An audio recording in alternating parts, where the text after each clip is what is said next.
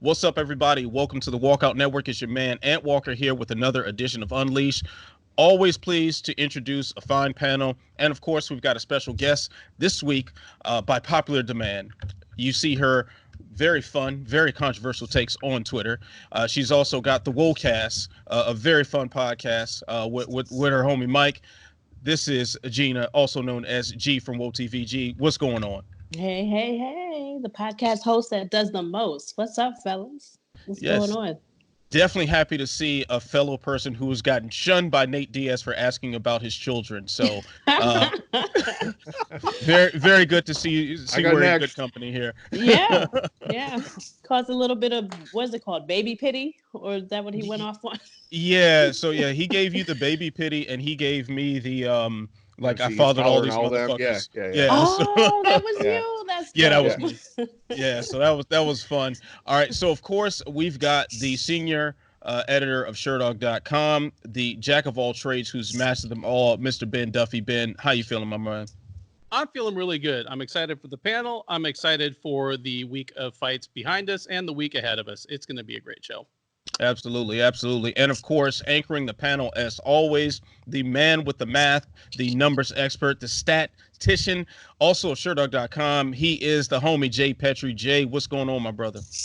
I'm looking forward to the show tonight. We have a lot of nonsense to talk about. And usually the best conversations we have are about absolute nonsense. So this is a little bit of not nonsense. This is kind of my good stat of the week, actually. Six, the stat of the week.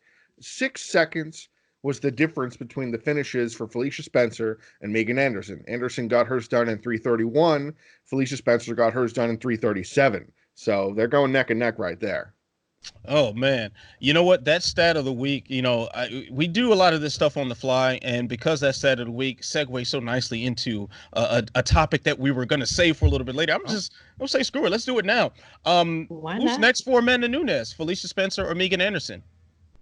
I'll take this one, I guess, just to start things off with my numbers, because you're in luck. I don't have a whole lot to say about this, because to me, and I really, really welcome the arguments. I want to get the response back from y'all. On the one hand, we have Megan Anderson. She's finished 2 newcomers in the first round, and on the other hand, we have Felicia Spencer, who smoked one of those new relative newcomers, but already had a loss. Went 3 hard rounds with Cyborg, and that's right. She submitted Megan Anderson in the first round and made it look easy. So it's Spencer. It has to be Spencer for me. I can't see a great argument, but I want to hear them. Other than that, Megan Anderson has like 10 times the followers on Instagram and Twitter that Felicia Spencer has. So, oh crap, they're gonna give it to Megan Anderson, aren't they? Probably. That's probably what's going on. Just the fact that Nunes herself came out and was like, I would be happy to fight either of them. No, you wouldn't. Right. No, you wouldn't. And I'm with Jay. I would love to come up with a contrarian argument here, but obviously on the basis of head-to-head merit, Spencer smoked her within recent memory. But even in terms of what makes for a more interesting fight, who has more avenues to victory against Amanda Nunes at 145 pounds? Thank you. Anderson has she has toe kicks, though. The little eyeball. Yeah. If she doesn't clip her toenails, she's quite dangerous. But yes, no, I agree with you. I think that Felicia has more avenues to beat her, just being that she's a jiu-jitsu ace. And we've seen her do it so many times. You know what I mean? Like, that's what she's good at. With Megan Anderson, she's so hot and cold. One minute, the last fight, she knocked somebody out. And then the other fight, she's having issues with grappling or whatnot. Or she's timid. So I don't know. I'm more of a believer for Felicia.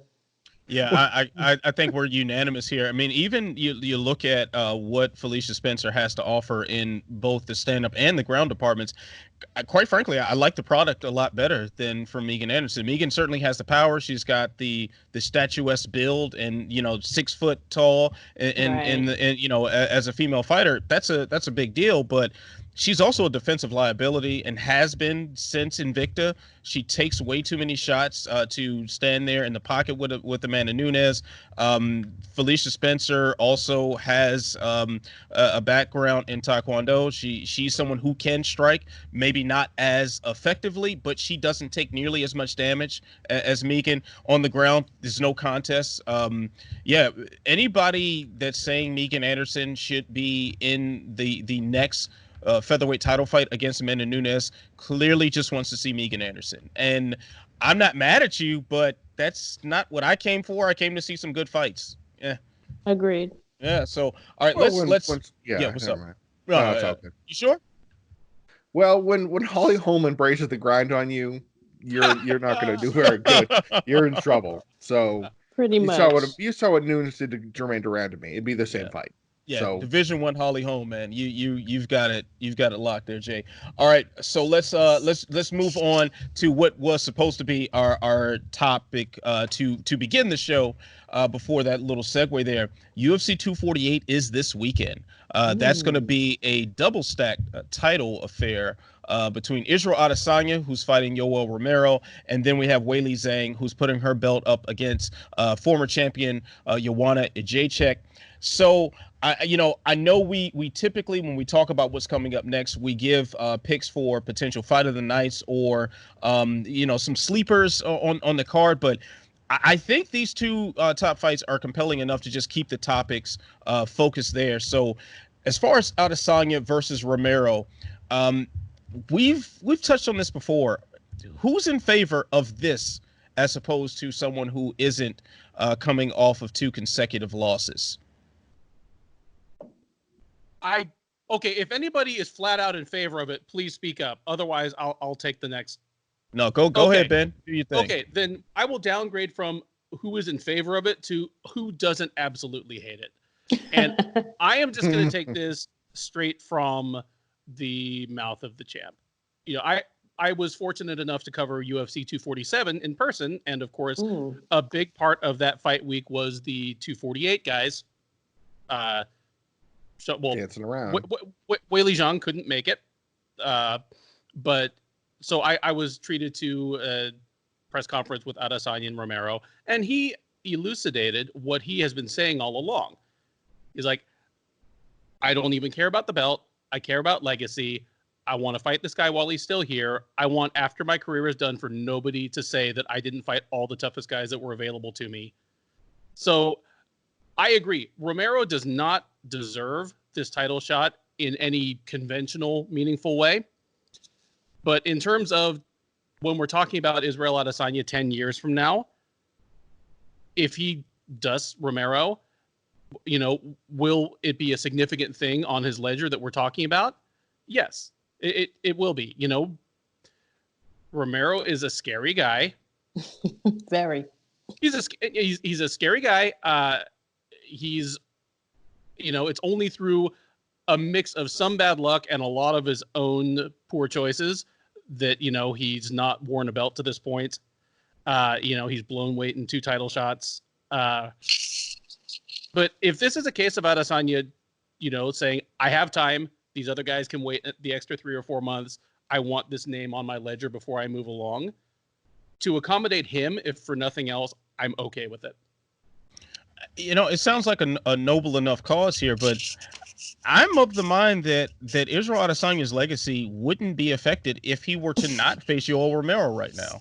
I think he could build a great legacy by not fighting someone on 2 consecutive losses in his first defense. I'm kind of reminded of, granted, this is a more extreme example, but Michael Bisping, his first title defense was against Dan Henderson. And granted, we understand the prestige behind the name Dan Henderson. We understand the history between those two.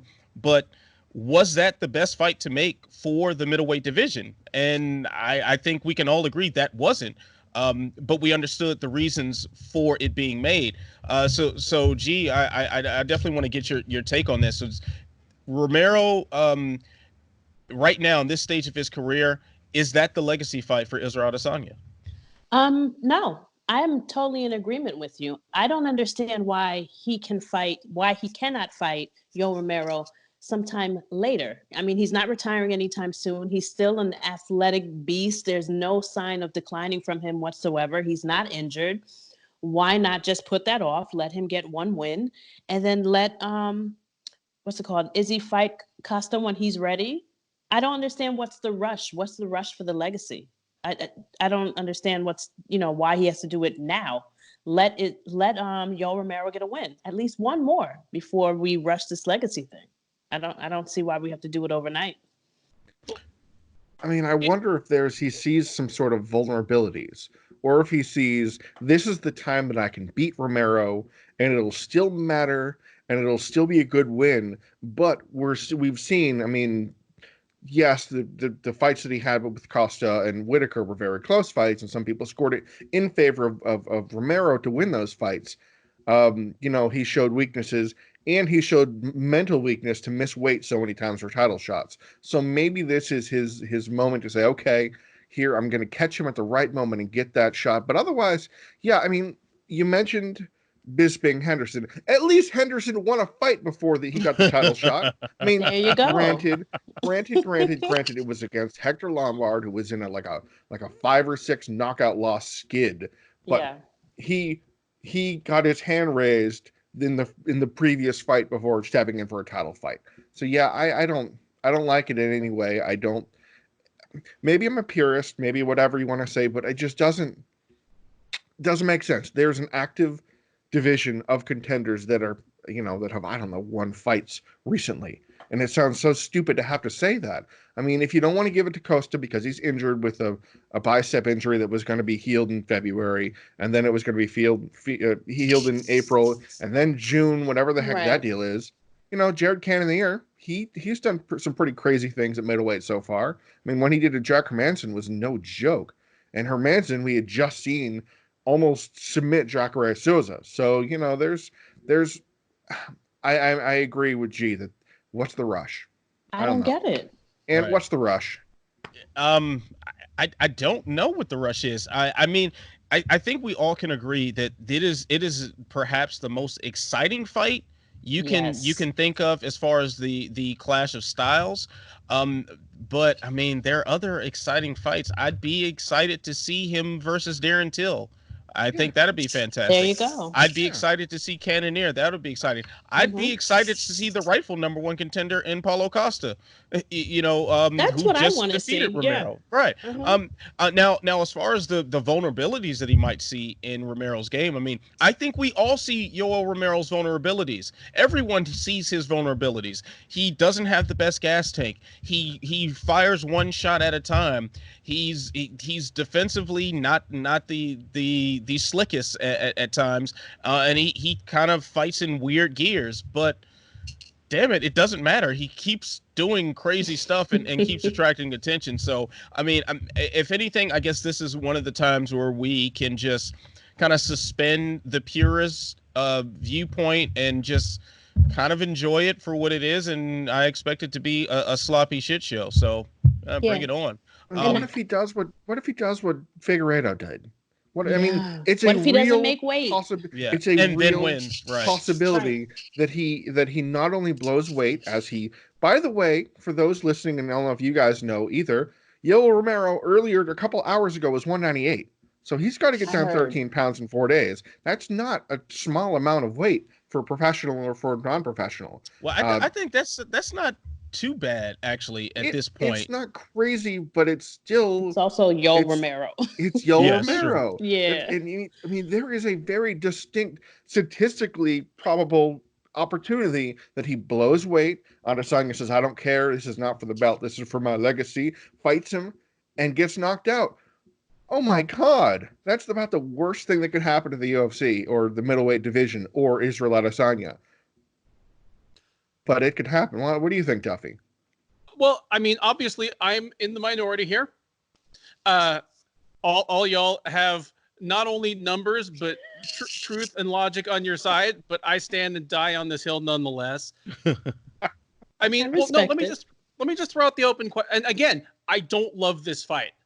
I'm just saying, if this is what he wants, I can understand why he wants it, and let's get it out of the way while Romero's only 55 years old.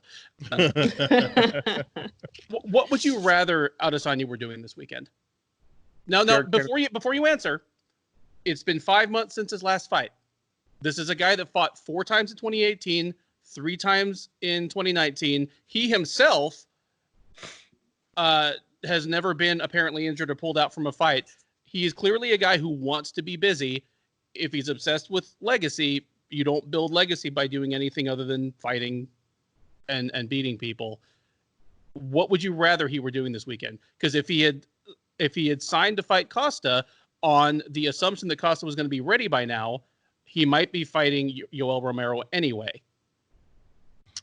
I mean, I kind of rather him be taking antibiotics for that staph infection that like was on his forearm, but he has denied. Just throwing that out there. Just no open wounds in the cage unless it's created in the cage. So let's move on to the co-main event. the co-main event between Weili Zhang and Joanna Jędrzejczyk.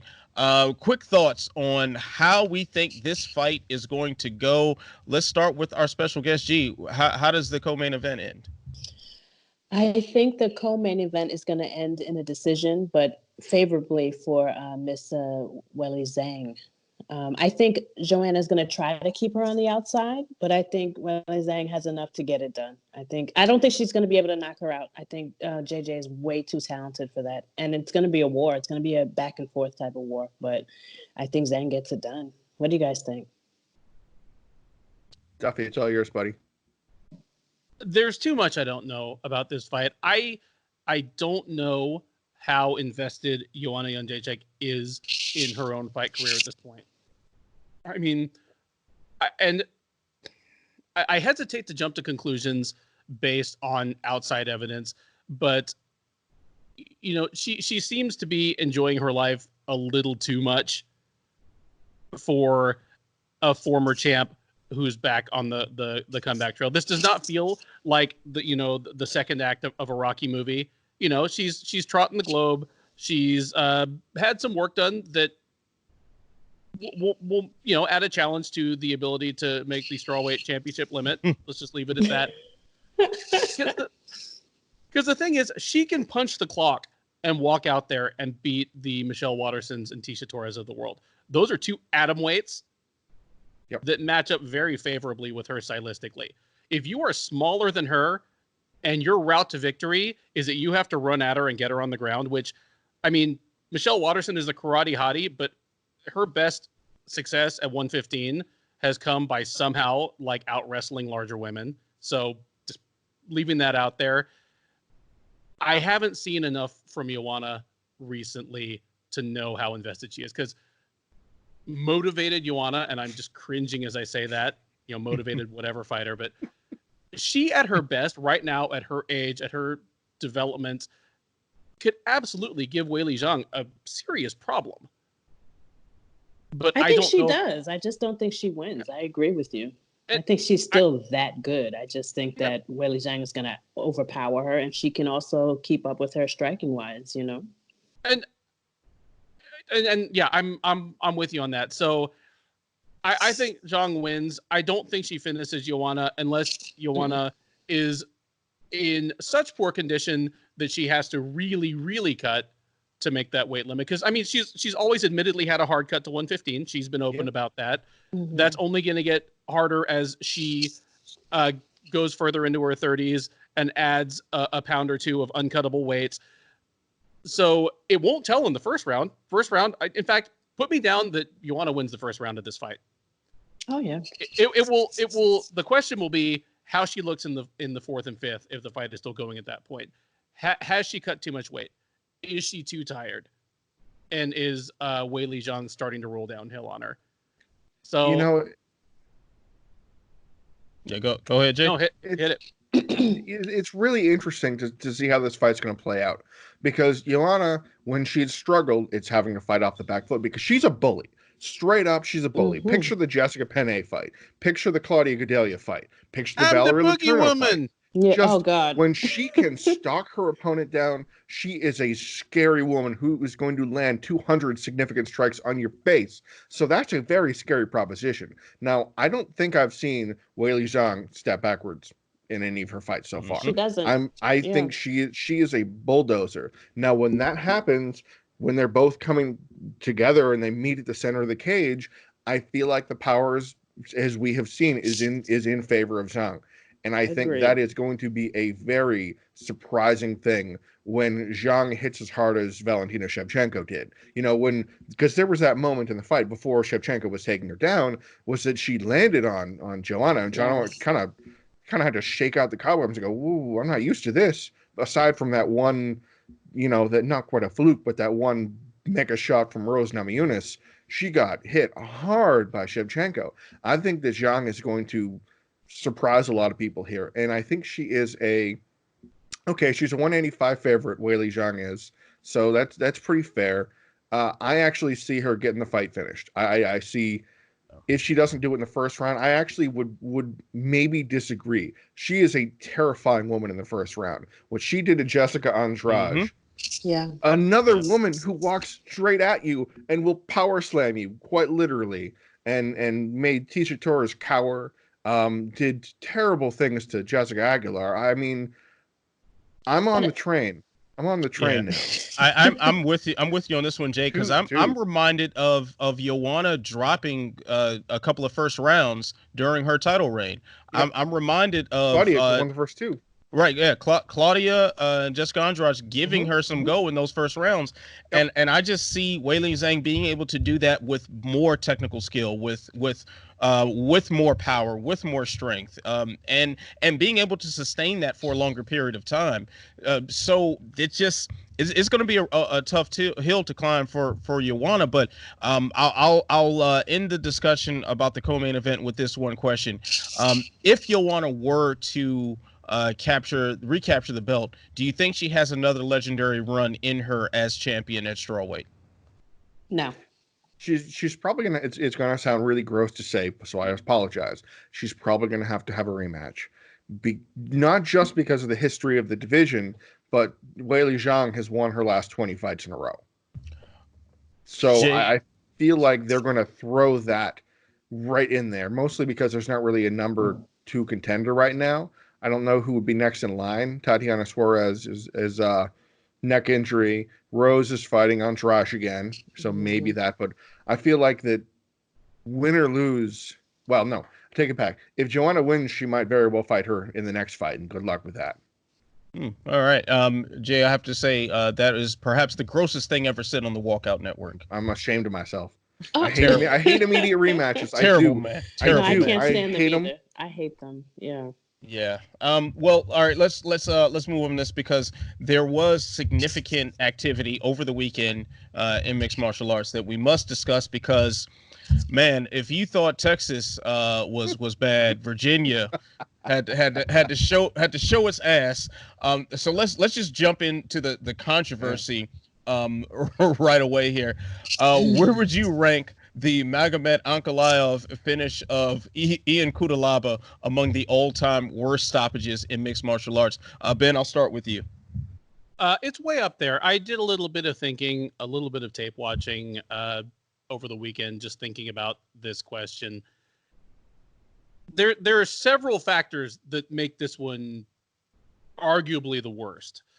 I mean, you've got your bad stoppage, kind of like, Askren versus Lawler, or Matt Wyman versus Mac Danzig. Yeah. Yep. Where the ref thought that somebody was out in the submission, called the fight, fighter stands up and says, "What the fuck?" That's one kind of bad stoppage. Then you've got the other kind of bad stoppage, a recent, and there have been lots of these, so I'll just grab a recent example, Darren Dami versus Ladd. Fighter gets dropped or hurt badly by one strike, ref jumps in, and it turns out the fighter wasn't that badly hurt. Like, they were rocked, they were in trouble. I think this is worse than all of them. Can I throw an example out there? What do you think is worse? Kevin Lee versus Michael Chiesa. That one gets on my nerves. That was a bad one too. It was a bad one, but the submission was locked in. You know, if you let that go for another second and a half, then you probably got a legitimate technical submission there. Like, and that's the honest. That's funny you mentioned that, because like the Lee versus Chiesa one like bugs me as well. But the question I asked myself in the case of all of these is, what would have happened if the fight had been allowed to continue to play out for the next 5, 10, 15, 30 seconds? You know, I mean, Askren Lawler, this is a fight where Lawler had already nailed one tombstone pile driver of this man while his head was being grabbed. Oh my God. Knocked him out, brought him back to life. Right. Yeah. Darren Nami versus Ladd. I mean, Ladd had never really been hurt badly before in any of her fights, but I at least wanted to see the next 30 seconds of it. The problem with this one is Cutelaba, when it all shook out, I mean, he'd been stung by a couple of those head kicks, but he was clearly fine. The problem I have, like the thing that redeems it a little bit, but not fully, is that with Askren Lawler and Darren Nami versus Ladd, it's just pure referee fuckery. Like, it was just a mistake. With Wyman versus Danzig, Wyman was like yelling out to the ref, he's out, he's out. Here, it's the losing fighter who's pretending he's hurt worse than he is.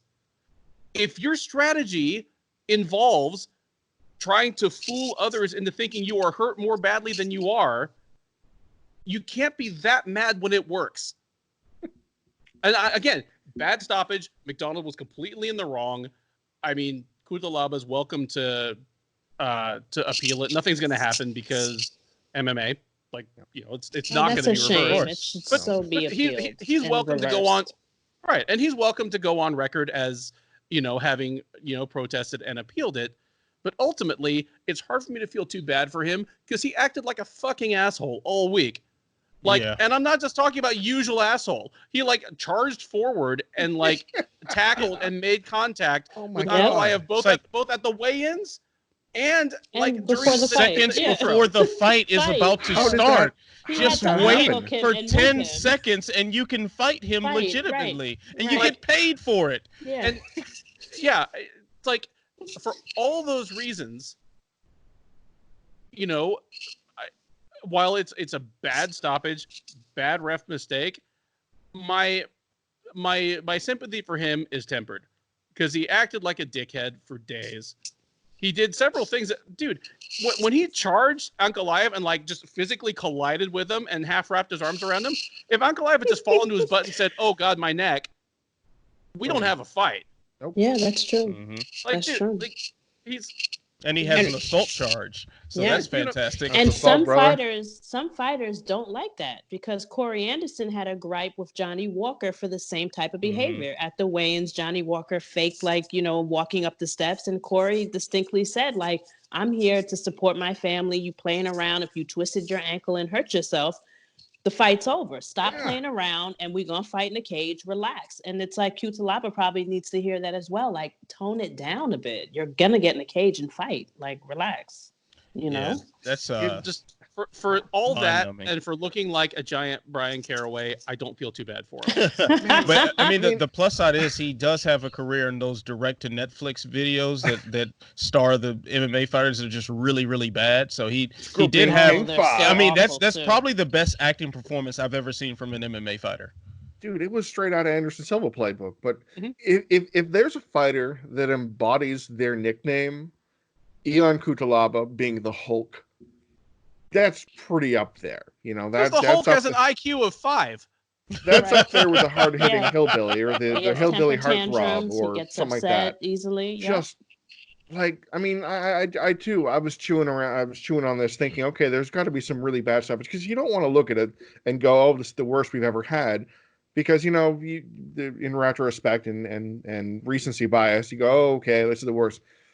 The worst one, and I think I have like a 1A and 1B. Joe Warren, Pat Curran, when Pat Curran pounded him behind the barn, but in the crowd in Bellator, and referee Jeff Malott let Pat Kern unload on him for an extra 45 seconds as Warren was out. He was out, and he was out, and then he was back, and then he was out again. Like nasty, horrible. That was a late stoppage. Early stoppage, you got UFC Japan, Conan Silveira, and Kazushi Sakuraba when Big John stopped the fight, and because Sakuraba got hurt and shot for a takedown, and Big John said it's over, and he's like, oh crap. That was a stoppage so bad, the UFC said, we're going to run that back tonight. And they did. And Sakuraba beat him. And that was genius. That was an intermission. Yeah. That was right. It was practice. I kind of wish that happened. But, and then you think of Evan Tanner when he basically just got mount and beat Phil Baroni. And Phil Baroni was so pissed he started punching the ref. That, there's really bad stoppages out there. But this has to be top 5. I mean, this blows Durandamy Lad out of the water. This blows Askren Lawler out of the water. I hear what you're saying about like Cutelaba kind of playing games in there, and he brought some of this to himself. Mm-hmm. But if you watch the fight, he throws like an absurd overhand right, and the ref comes in and stops it. Why? He just threw a punch. That is a fighter that is engaging. That is not someone that is not, defending themselves, in trouble, seems concussed. So I think that stoppage is up there for that very reason. Yep. He threw a punch, and then the guy comes in and stops the fight. That's absurd. It's not. He didn't even stop the fight when he was acting all swirly and playing possums. Right. That's not when he stopped the fight. After. No. I mean, exactly. Clearly, That's he made my the decision. Problem with it. He made his decision to interpose himself in the action, and during that, half to 3/4 to 1 second before he actually got there, hell, he probably regretted it as soon as he did it. The ref. I mean, he had to. Yeah, Kevin McDonald. Yeah, he probably was scared the way Cutelaba charged at him. Let me ask y'all something, and let me ask you first, I guess. Yeah. What's up? Should they run it back? Right, immediate rematch. Yes. 3 weeks, just 6 run weeks. Just run it back. Run it back. Like if there was, we learned literally nothing about what it would look like if those two fought. The only thing that I asked we learned that is exactly how they're going to fight. And that's the best. That's why it's so fun. But nobody really could. even the sequence that Cutelaba started the rope-a-dope on, Ankalaev didn't really land anything. Like the head kicks didn't land. Like he blocked everything. We didn't really see them truly engage one another. And I think that fight, just especially in a division like light heavyweight where you desperately need people to emerge as legitimate contenders, you got to run it back to be sure who's the better man. So I'm all in favor of that one taking place. So unless we have any other thoughts about that garbage stoppage, let's move on to what effectively could be the end of the flyweight division. Joseph Benavidez loses by knockout and to Davison Figueiredo, who did not even make weight. Now we have to wonder, is the flyweight division on the chopping block once again? Open forum. Let's drop some knowledge. I can understand why people think it's on the chopping block, but Dana hasn't said anything. So I'm not really going to go into hysteria yet. I think I just want to wait. I haven't heard any recent comments from the man in charge. So I don't want to jump on that bandwagon, even though there's plenty to get worried about, being that it's a vacant, title right now. Figgy messed up. But I don't know. I'm the type of person to wait until it's announced and it's verified. I'm not going into hysteria just yet. I don't like this logic and reasoning on the walkout. Yeah, we can't have that. We can't. This is why I get dragged on Twitter, because I tweet like this and then I get called a bitch or something. You can't say things that make sense here. I'm learning.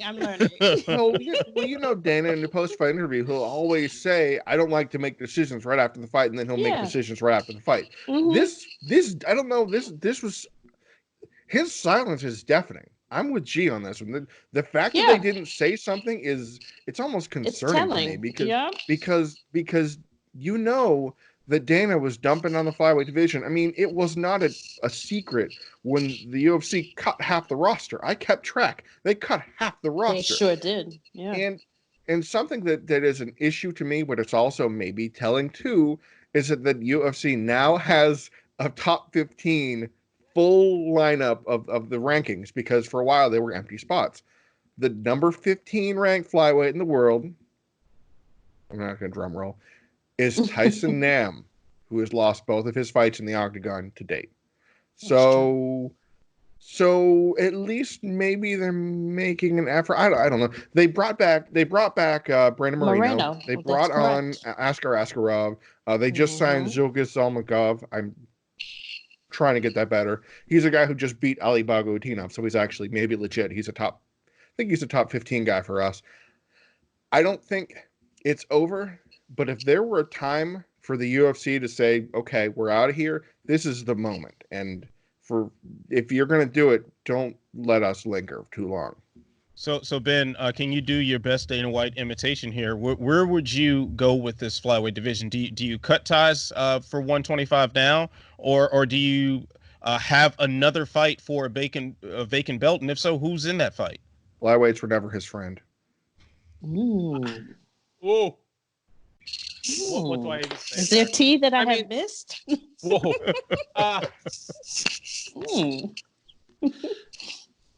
I'm kind of on board with both G and J here. Everybody got the one syllable names. Hey, Right. I'm B. I'm B, and I'm the number 16 flyweight in the UFC right now. All right, B. All it means that they have a top 15 is that they have 15. But even that is an improvement. That's not always the case. They had Casey Kenny ranked it was down to 12. And he wasn't in the UFC. He wasn't in the UFC. I mean, I have reason to believe that the UFC is not done with the flyweight other than just, pure wishful thinking. And I'll get to that a little bit later once we hit buried treasure. But not only do I think that there will be another UFC flyweight champion, I would not be surprised if Joseph Benavidez were in the fight for that title.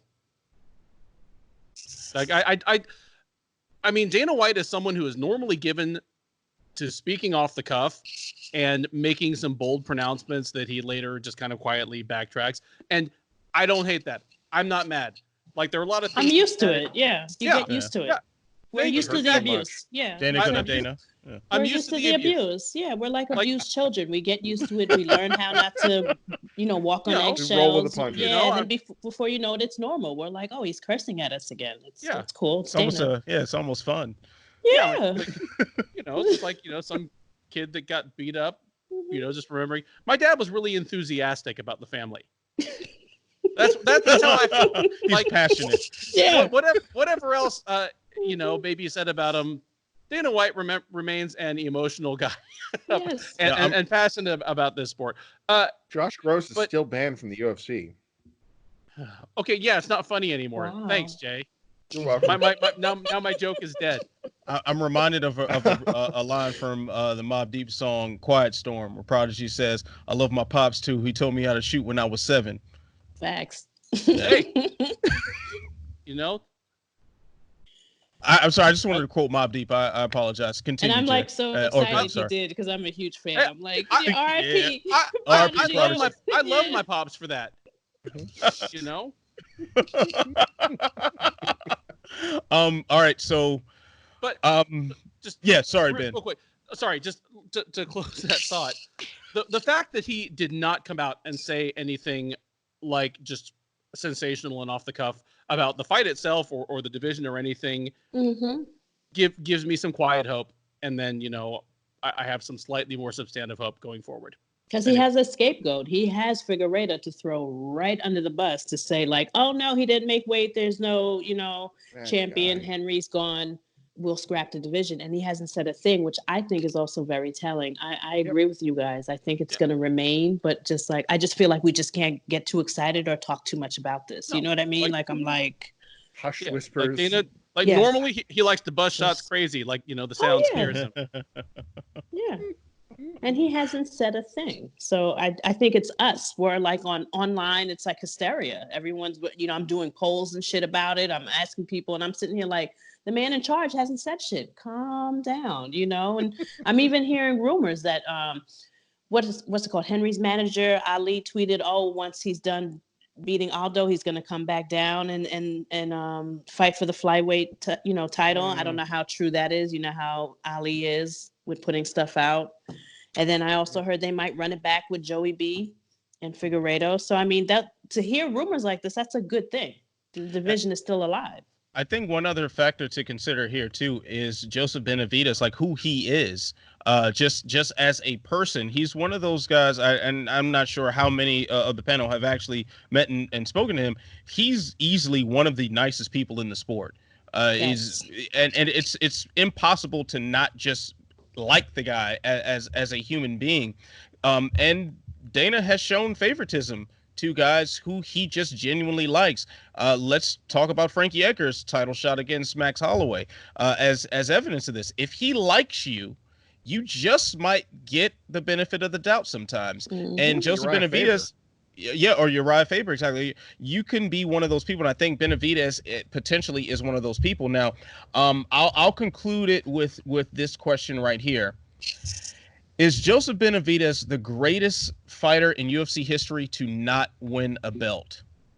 If not him, it is someone else who spent a lot of time talking about tonight. It's Yoel Romero, but I lean towards Benavidez. Oh, Benavidez all day. See, I wouldn't think Romero. I think Jacare over Romero of the two in terms of UFC title. Yeah, he's got to be at least top 3. Kenny Florian probably demands some attention because of what he did over all the weight classes. But yeah, I'd say that. Yeah, a couple of good answers there, but Joseph Benavidez has to at least be in your top 3 in that conversation. Donald Cerrone's probably in there too. Yeah, I was thinking that too, like a number 3, Donald Cerrone. Like Benavidez Dan is Henderson my deserves some consideration as well. Yeah. So there are some names to add to the list, but I would wager that BJ Penn Joseph, probably. I'd wager that Joseph Benavidez would be number 1 on that because you look at the names that have displaced him. Yes. And if you count the WEC, and I guess maybe we could even rule out Jacare for the Strikeforce belt potentially if we're talking about. And I guess that has to rule out Dan Henderson when we talk about pride belts. Any sort of Zuffa lineage. Joseph Benavidez has been displaced by the greats. Like Dominic Cruz is the greatest bantamweight of all time. Demetrius Johnson is the greatest flyweight of all time, perhaps the greatest fighter of all time. Period. So that is definitely some check marks in favor of Joe B in that conversation. All right, so let's move along here to I'm not surprised, Mr. Falcons, perhaps the most incredible name of any segment in all of media history. Ben, please share your I'm not surprised, Mr. Falcons moment of the week where you tell us about something that surprised you the most about the fights over the past week, the pre-fight coverage, the post-fight, the fights themselves, whatever. The floor is yours, my man. Man, there is a lot that I was surprised about, considering that in picking the UFC Norfolk card, I went 1 for 5 on the prelims. And normally when I go 1 for 5 on some prelims, I do it in the safety, comfort, and privacy of my own living room. But I was actually a guest on the official Sherdog Roundtable for this one. So I showed my whole ass to the whole world. And my ass, like many other things, is bigger in Texas. So I have plenty to choose from when it comes to being surprised by something. I am going to pick out of that the heavyweight prelim between Marcin Tybura and Sergey Spivak. That's a good one. Now, real talk, I added this one to the Sherdog Pick'em League like contest, for like a little quiet advantage for myself because I felt like I had a pretty good handle on this fight and I needed to add 1 prelim to round out the 5-fight main card to 6 fights. And god damn, I could not have been more wrong. I hate heavyweight so bad. Like, don't cut flyweight, men's or women's. Cut heavyweight. Heavyweight sucks. Truth. It sucks. So it true. sucks so bad. Like, in looking at any division, the way that I size up how good is this division compared to other divisions, I ask 2 questions. 1, what do you need to do to get a title shot in the UFC in that division? I mean, if you want a title shot in the UFC at welterweight, you've got to show up with probably like a 10-1 record, and then you need to win 8 straight fights. You probably need to win 6 straight just to get into the top 10. But you need to win 8 straight fights, 9 straight fights, to get into the title discussion. Yep. That is a tough division. The second question I ask is, how good is the 25th best person in that division? Like, how good are they? Like, how athletic are they? How balanced is their skill set? Are they someone that got to where they are just out of having one impressive technique and some aggression? Like, think of who the 25th best, like, lightweight in the world is, and they are a great fighter. The 25th best heavyweight in the world is Marcin Tybura. Thank you. The 25th. So having, like, sorry, that's all like a side conversation. Anyway, I expect this Spivak to beat Tybura, both because I was probably over-adjusting from underestimating Spivak in his last fight, just based on being a dude from Eastern Europe who came into the UFC undefeated and promptly lost his first fight badly. There's lots of those in the UFC. Most of them turn out to be nothing. And then I was probably underestimating Tybura just because I was thinking of how long I thought he was probably a future top 10 heavyweight. I thought this guy was a future top 10 heavyweight 8 or 10 years ago, just because he was under 30 and he didn't trip over his own shoelaces on the way to the scale. Like that's what it takes to be a prospect at heavyweight. I was dead wrong. Like, Tybura, like, showed the deficiencies in Spivak's game. Spivak has no game off his back. And for a guy that theoretically comes from a judo background, was bullied in the clinch, taken down with ease, and then kept there by Marcin Tybura, a guy that I guess he's the 25th best heavyweight in the world. But that's my surprise. I am surprised and disappointed at Sergey Spivak and the big man division in general. And I am pleasantly surprised at Marcin Tybura, who at only 34 years of age has all the time in the world to make that title run. In fact, he is 2 fights away from it right now. Because what do you need to do to get a title shot in the UFC heavyweight division? Win 3 fights. Be alive. That's true. Breathe. Right. Oh, I agree with you. That division just kind of sucks, bro. I don't get it. Slim pickings on the heavier end of the scale. G, what is your I'm not surprised Mr. Falcons moment for the week?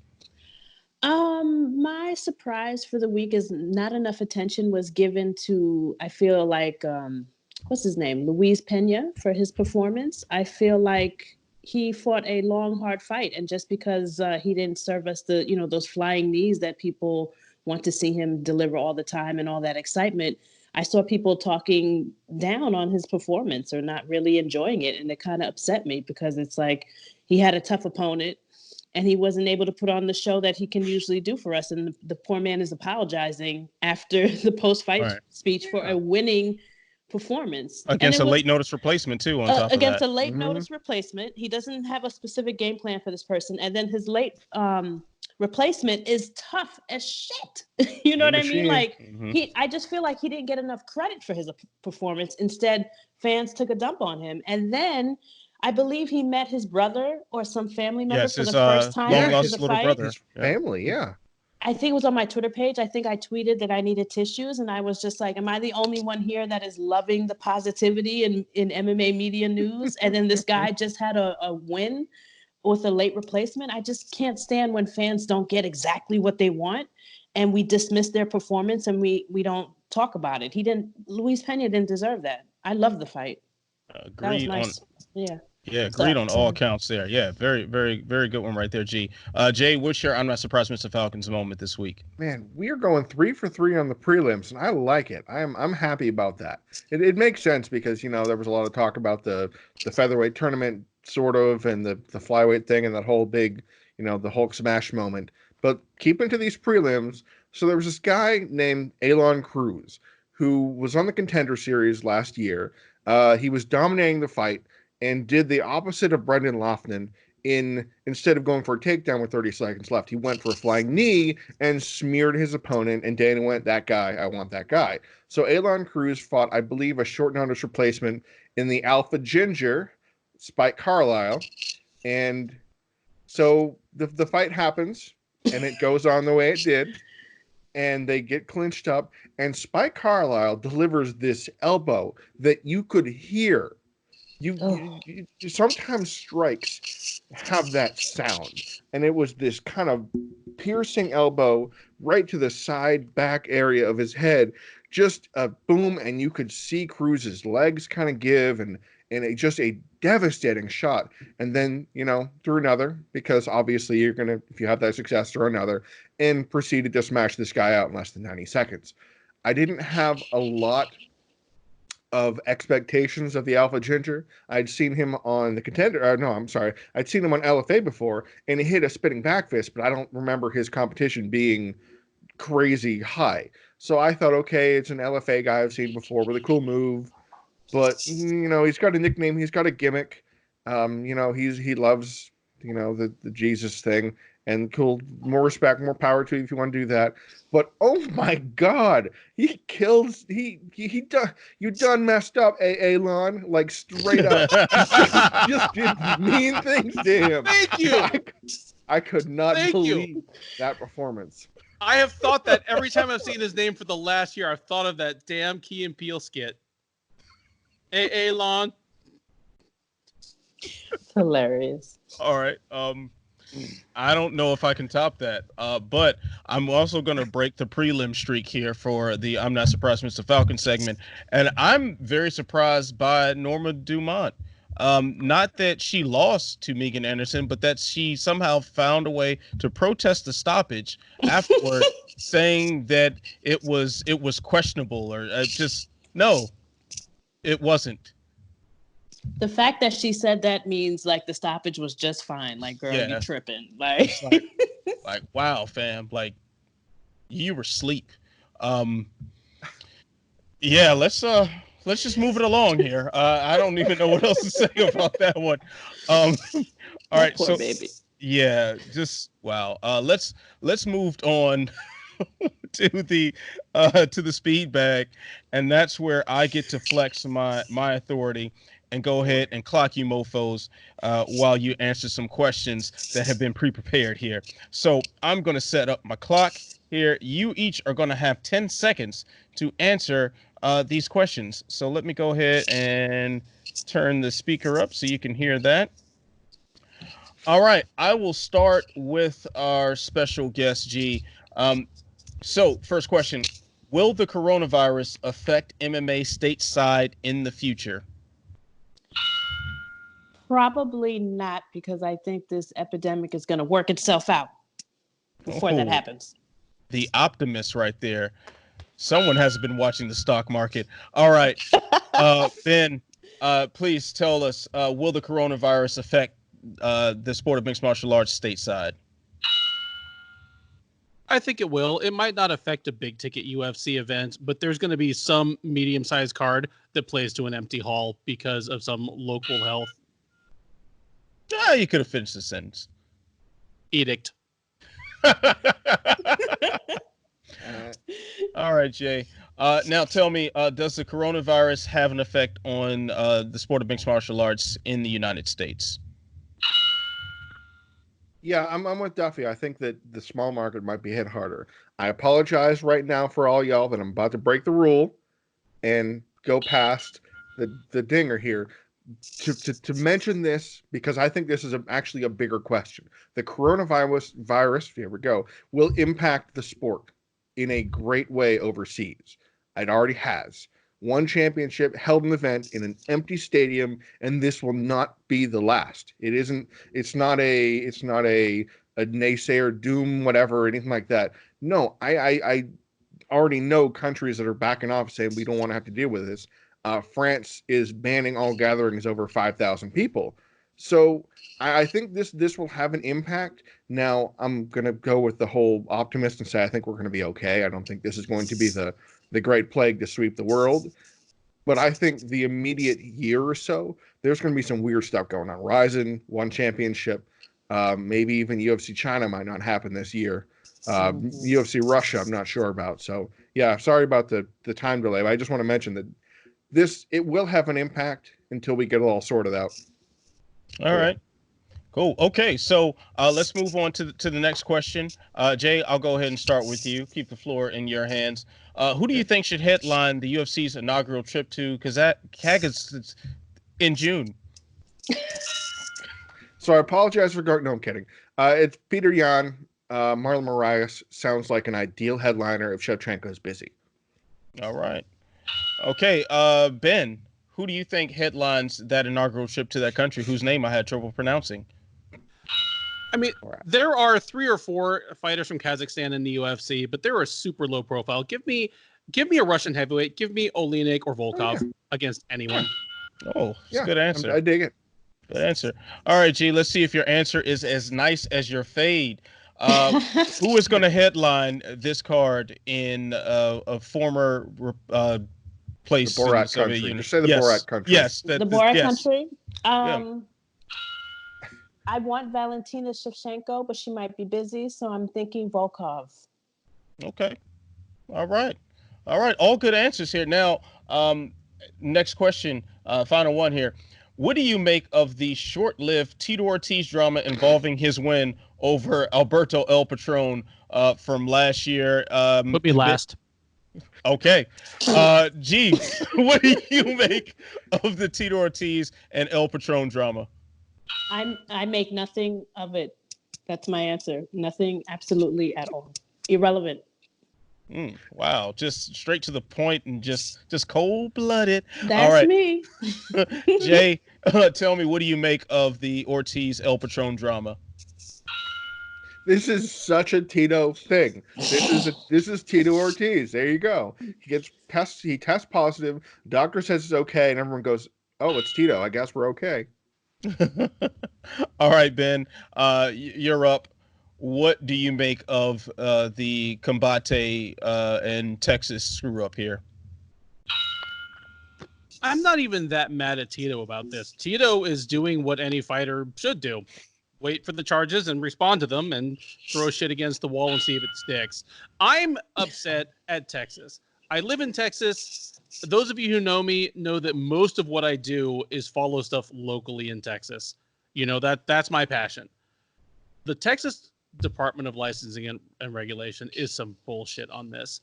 Like, why did this story even surface as it did? Because no announcement was made. Somebody that had some weird Google search out there realized that a couple months after the fact, the result of the Tito versus Alberto fight had been changed to a no decision.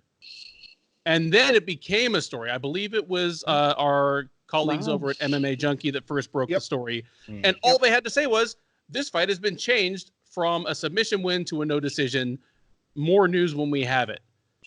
Like, that is the worst and stupidest and most counterproductive way for, well, they're not even an athletic commission, for a licensing body that's the same one that gives you your like plumber or hairdresser license here in Texas to change what was locally a high profile fight result. So after leaving us all in the dark for a week or so, and by the way, on my own show on the Sherdog Radio Network, DeSantis and Duffy, cheap plug. Cheap plug. I never plug my stuff here, but like TJ DeSantis and I spent more than half of a more than an hour long show arguing about what the difference was between a no decision and a no contest. He was of the mind that they're two very distinct things. I was of the mind that they may be theoretically, but in practice, they're basically the same. We took a break, and he texted Andy Foster from the California State Athletic Commission so that we could get some. He's petty. TJ is very petty. Wow. I hope you're listening, TJ. TJ is the featherweight champion. You know, like, and I'm his 512th title defense. But after all that, it turns out to be nothing. The Texas Department of Licensing and Regulation reinstates the original result, and in their official statement about it, they refer to it as having been a no contest for a couple of days, showing that they don't think there's any difference between the two. So not only am I right and TJ DeSantis wrong in this case, I don't even feel good about it because fuck Texas and I live here. Oh, that how is am I doing? so worth the I'm clock. so sorry. Just being You got 2 seconds to go. You got 2 seconds left. How am I on the 10 seconds? It clock was so dumb. extension, right? That was so worth the clock just being yeah. totally disregarded. That's why he wanted to go last. He had to Yeah. just let it out, you know? Yeah, that was Yeah, beautiful, bro. man. It I just was. want to give you a digital hug. All right. Yeah. And now the time has come for me to answer all three questions in 30 seconds. I will start the clock as soon as I finish reading the first question. So will the coronavirus affect MMA stateside in the future? It already has. Weili Zhang's training camp had to be moved multiple times, and if that changes the result in the fight in Vegas this Saturday, hey, we'll be talking about it. As far as who should headline the UFC's inaugural trip to Kazakhstan in June, I have a feeling we know what his haircut looks like, and his name will be Magomed. Also, what we make of Tito Ortiz's and El Patron's drama with Texas, I just wish we got to see the rematch. I feel cheated. Run it back, Texas. Run it back. There we go.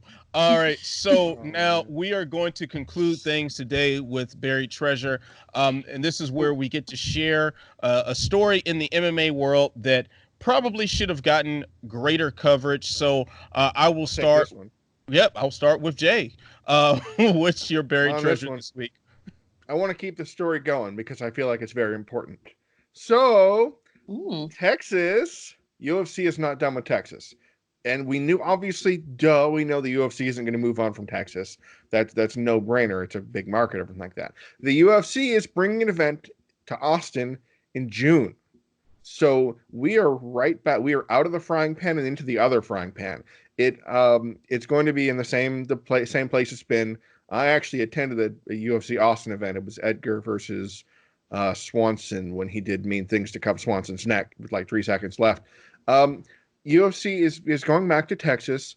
They're holding their nose or just kind of charging ahead.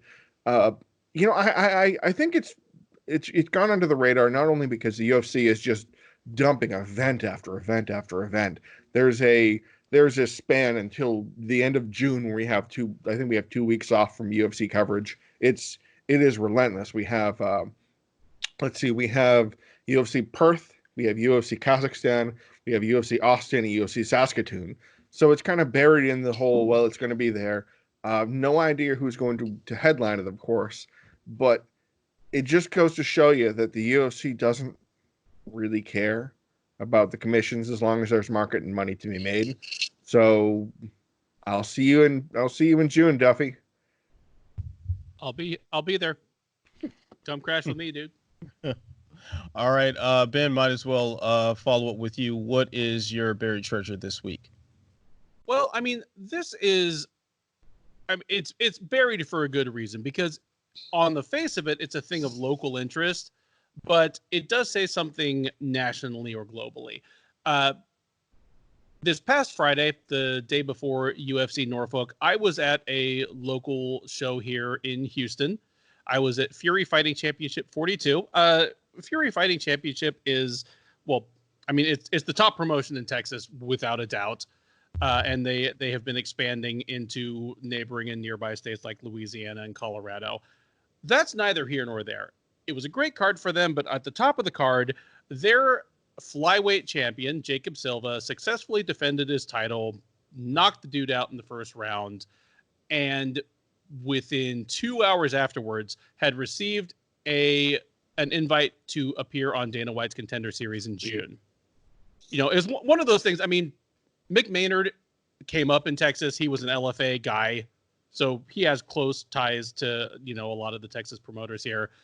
And so there was clearly some sort of previous arrangement in place between Maynard and Saul Solis, no relation, who is Jacob Silva's head coach. And so, Jacob Silva, local guy, impressive flyweight champion, is going to appear on Dana White's Contender Series this summer. The reason that matters is that 1, he's a flyweight. 2, he's not a tweener. He is 6-2. He lost his first 2 fights. Just like a lot of flyweights, they sometimes fight much, much bigger people early on. But he's won 6 straight, all by finish. The last 5 by brutal knockout. but he has never fought at bantamweight. He is not a tweener. He is a flyweight. So if Dana White's Contender Series is interested in him, they are interested in him as a flyweight. He is about 5'4". That to me tells me that the engine that drives the UFC is still interested in flyweight going forward. And well, he's drawing Wynn's height. Shit. But I do find that slightly heartening because I've always enjoyed flyweight, whether at the local level or at the UFC, Bellator, like top level of the sport. So anything that gives me a sign that, hey, flyweight is here to stay because, why would the UFC invest in the future of a division that they know has no future? Right. So that's my buried treasure for the day. Like a little light in the darkness over here in Texas that tells you that if you like flyweight, don't give up hope. Like the division might not be going anywhere. All right. G, can you share with us your buried treasure this week? My buried treasure might be those nasty lesions that have been online on Adesanya's, was it like forearms and whatnot? He gave an interview and fans went into an uproar about his staph infection. Well, alleged volcano. Staph infection. So that's disgusting. Did you call it a volcano? Oh God! You almost flooded the room. Right. Oh God. Yeah, that would be my buried treasure because when I did hear about it, I was a little like put back by it because I just think that's so gross. And I've seen, like, remember Kevin Lee had some type of infection on his chest, and then to see him fighting someone with an open wound just had me it's not for me. It's gross, and I worry about the fighters like I'm somebody's mom, so I'm already like in the back of my mind concerned for Izzy and his opponent. But again, I don't want to jump to online hysteria. Like that's something that I try to work on. So I do not want to jump on that bandwagon. Like, and Izzy even said, like, I've had malaria several times before. Like, this is nothing. And he was like, staph infection is not going to stop me. And he doesn't believe it's staph infection. But I mean, it's still grossing me out. But again, I'm not going to go with the online hysteria. We will wait and see. Because as much as I don't like Romero versus Izzy, I'm ready and I'm locked in and loaded and ready for Saturday. So I'm equally as excited, but I'm also a little pissed off it's happening, but I am here for it. My mind, body, and soul is ready. So I need no interruptions, no lesions, none of that, no staph. So hopefully he's 100% healthy and we do get to see that barn burner this Saturday. Mind, body, soul, Neosporin. The perfect combination to get ready for fight week. Yes. So wait, hold on. He said I've had malaria, but and staph is nothing. So did he kind of in a roundabout way say, yeah, I do, but it's not going to get to me? He kind of said like, I don't have staph infection, but staph infection wouldn't stop me anyway. You know what I mean? Well, that tells me that says, hey, MRSA, knock knock. Yeah, it's kind of like you might want to be quiet before commissions and, people get involved. But I mean, actually, that probably would be a good thing because you probably shouldn't fight with staph infection. But from a fan's perspective, I'm like, I still kind of want to see this fight on Saturday. Can we not have any lesions, issues, failed PEDs, nothing? Can we just have this fight? He needs this for his legacy, remember? So, and as a fan, I need to see it. So.